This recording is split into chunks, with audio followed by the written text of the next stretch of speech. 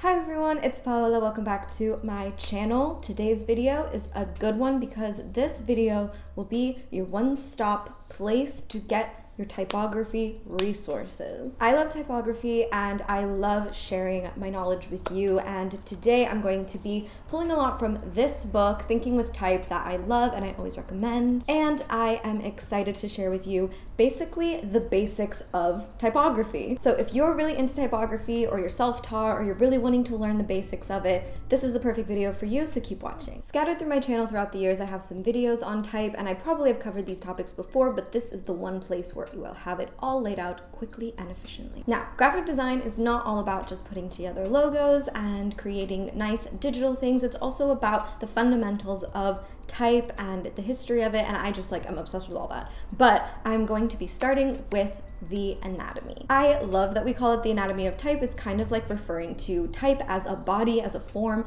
Letter forms are really their own living, breathing thing, in my opinion. So let's go through all of the anatomy of type labeled. There's cap height, which is how tall a capital letter will reach. There's X height, which is the height of the lowercase x in a font family. And there's the baseline, which is where all of the letters fall at the bottom. Descenders go below the baseline, and those are on things like Y and G.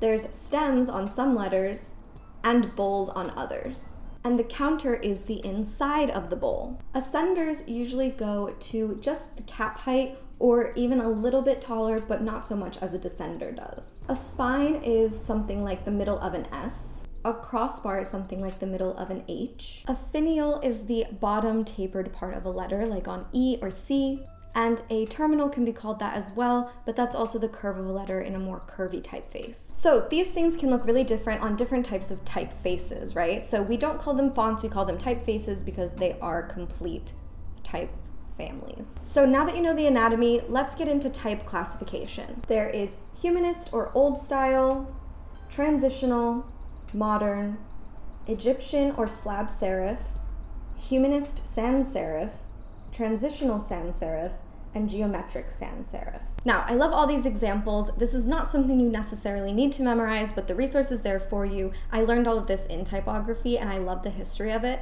but yeah, it does get a little confusing if you're wanting to memorize, but these are great things to know. So a second ago, I just said type families. What does that mean? So essentially, multiple fonts are within one type family. So if you're looking at Helvetica, for example, Helvetica has Helvetica regular, thin, bold, italic.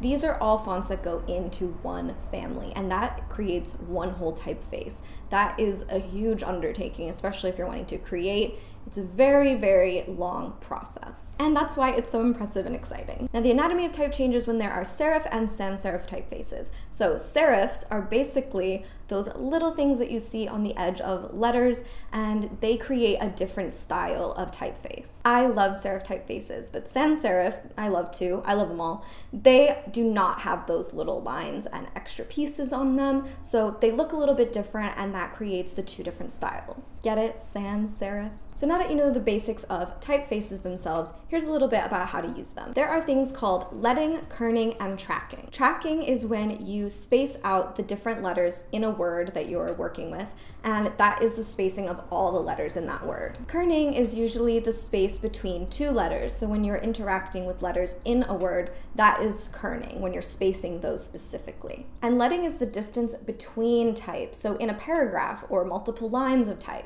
And once you start working with those, you're basically working with type completely. So this really is your typography resource. I hope that you learned a bit if you're wanting to learn, and I hope that you enjoyed this regardless of what level you're at in graphic design. This was my kind of condensed version of other videos I've made in the past and things I've talked about with type. This is all in one place for you now. So I hope you enjoyed it. If you did, please give it a like. It really helps my channel out. I love the support from you guys, and I love our community, and I just love chatting with you. So let's talk in the comments. And yeah, I'll see you in the next video. Okay guys, bye.